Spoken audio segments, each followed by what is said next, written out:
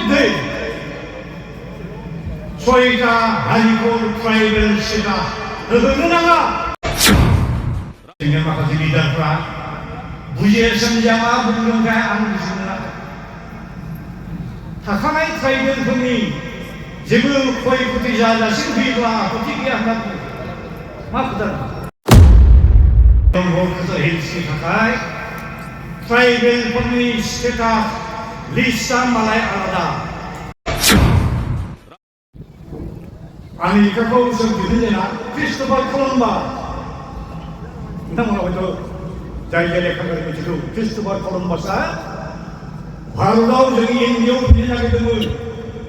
बे खोनाहैदोंमोन इन्डियाया बिराद थाखा फैसा सना रुपा बिराद सम्पति दङ दानिया जाहाज जावैयाव थांगासिनो बे थाङै बहा इन्डियायाव सफैनो बिनि जाहाजा आमेरिकायाव सफैबाय आमेरिकायाव सहैनांगौ बियो आमेरिका देशनि मानसिफोरनि चेहराया गाबा जाहैबाय गोजा बे सानबाय आं इन्डियायाव सफैमाबा इन्डियानि मानसिफोरनि कालारा गाबा गोजा होनबा अब्ला बिसोरखौ आं मा नाम दोननांगौ जाखो होनबा I should call them Red Indian गोजा इन्डियान नाम दोनबाय दानिया जै बे आमेरिकाखौ आबिष्कार खालामबाय जोंनि मंगोलियान बाय बाहागिफोर दङ बेवहाय जायखौ नेटिभ इन्डियान रेड इन्डियान सारा इउर'पआव जेसेबां देश दंमोन बे इउर'पियान देशफोरनिफ्राय फामु जानानै बयबो हा नागिरहैबाय हा लाहैजोब्बाय जोंनि नेटिभ इन्डियान रेड इन्डियान बाहागिफोरजों दावहा होबाय हाजार लाख नेटिभ इन्डियान रेड इन्डियान थैजोब्बाय जोंनि बे नेटिभ इन्डियान रेड इन्डियानफोरनि अनजिमाया मुथासेल'सो आरो बिसोरनि जि जायगामोन जेराव आबाद जायो थानो मोजां बे जायगानिफ्राय बिसोरखौ होखारहरनानै जेराव आबाद जाया हाजो खंखर बालाबारि बेयाव होखारहरनानै मा खालामखो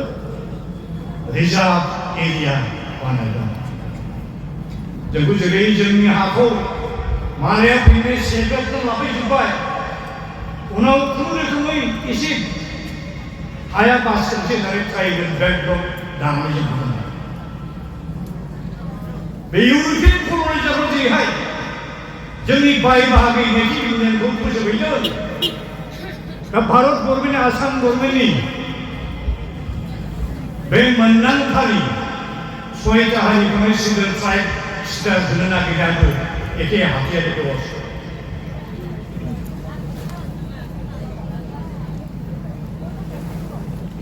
आमेरिकाया भियेटनामजों जुद्ध नांगौ भियेटनामजों जुद्ध नांनाय मा हादों बम मोनो बे जाबाय नाफाम बम बे नाफाम बमनि एटेकआ दाबो दंगासिनो दं भियेटनामाव आं जेंना फैबाय ह'चिमिन सिटियाव मोनसे मिउजियाम दं बे नाफाम बम होजानाय मानसिफ्रा सोरनाबा आथिं गैला आखाइ गैला मेगन गैला दंसेनो बेदरल'सै थेवब्लाबो थांनांगौ दा भारत गभर्नमेन्ट आसाम गभर्नमेन्टनि बे सयथा हारिखौ ट्राइबेल बानायनो नागिरनायाबो जोंनि सायाव बर'फोरनि सायाव ट्राइबेलफोरनि सायाव नाफाम बम होनाय बायदि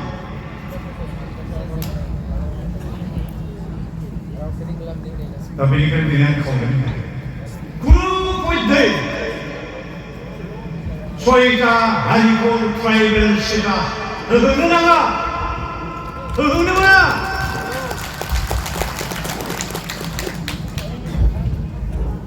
दा जोंनाव मोनसे सेफ्टि बेल्ट दं बड'लेण्ड एरियानि थाखाय बुजिदों सेफ्टि बेल्ट रैखानि खबस जायखौ खासिनिबो होनो बोन्दोंबो होनो बे रैखानि खबस रैखानि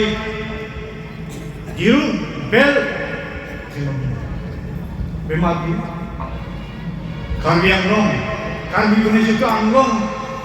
कार्बि ह'मलेण्ड बे भारत संबिधाननि 6थि सिडिउल 6 सिडिउलनि आन्दाराव दाजानाय कार्बि आंलं जोंनि डिमासा बाहागिफोरनि जि नर्थ कासार हिल्स जायखौ दा नाम सोलायनानै डिमा हासार दोनदों बेबो भारत संबिधाननि 6थि सिडिउलाव दाजानाय दा बे मोननै जिल्लायाव गुबुन जिल्लानि मानसिफ्रा थांनानै बहाय थाहैनो मोना हा बायनो मोना एसेम्बलियाव इलेक्सन कन्टेस्ट खालामो मानो मोना बे कार्बि आंलं नर्थ कासार हिल्सनि थाखाय ट्राइबेलफोरनि स्टेटास लिस्टआ मालाय आलादा दस्रा जायगानि ट्राइबेला थांनानै बहाय ट्राइबेल जाहैनो मोना 1-2 लाखसो बर' फिसा दङ जुजिगासिनो दङ बिटिसि एकर्ड खालामनाय समाव 8 दफायाव प्रस्ताब मदेलाव सोना होदोंमोन कार्बि आंलं आरो नर्थ कासार हिल्सनि बर' फिसाफोरखौबो ट्राइबेल बानायनो दिनै कार्बिया मालाय जाहोआखै कार्बि आंलं अट'न'मास डिस्ट्रिक्ट काउन्सिलआ जाहोआखै दा बे एनसि हिल कार्बि आंलंनि ट्राइबेलजोंहाय रैखा मोनो जोंनियाबो बिटिसिआ जिहेतु 6 सिडिउलनि आन्दाराव 6 सिडिउल बदलायनो थाखाय ट्राइबेल लिस्टआ आलादा जायो बुझना आइ आफाफोर भारत गभर्नमेन्टआव इउएसए आलादा मोनो कय बोसोर सिगां आं बै समाव हम मिनिस्टार राजनाथ सिंहखौ मोनदोंमोन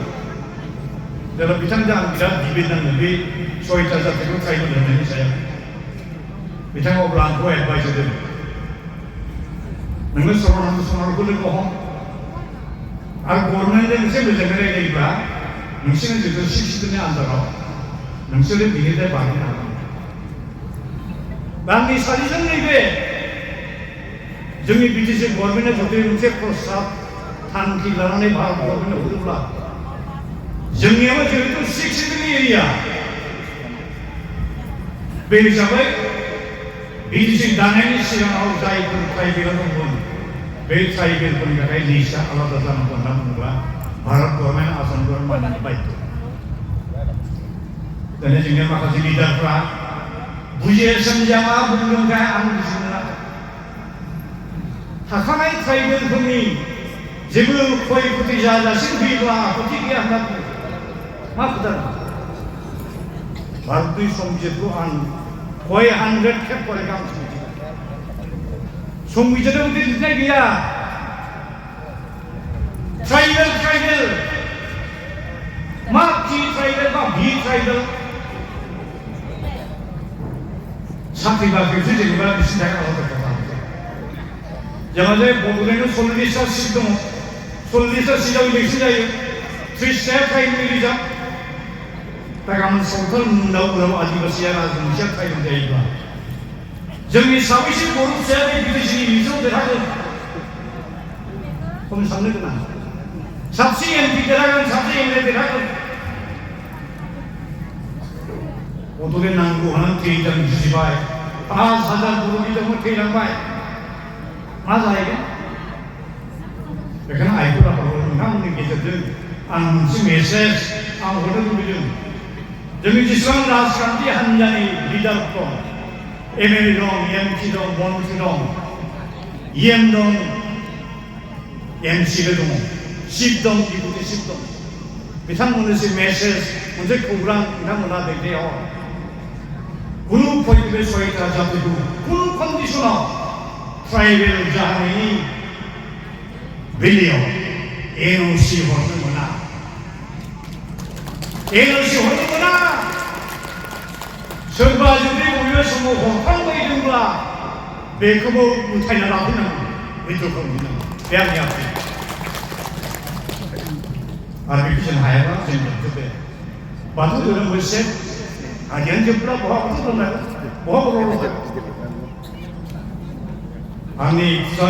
खावलायनाय बेनो बारा गोलाव खालामबा नोंथांमोन बयबो आंनि गोसो गोरबोनि अननाय खुलुमनाय जासिहरनानै गोबां बुंनो गोनां बाथ्राफोरखौ आं उननि समनि थाखाय आं आद्रा बुंनानै बेयावनो आं फोजोबबाय।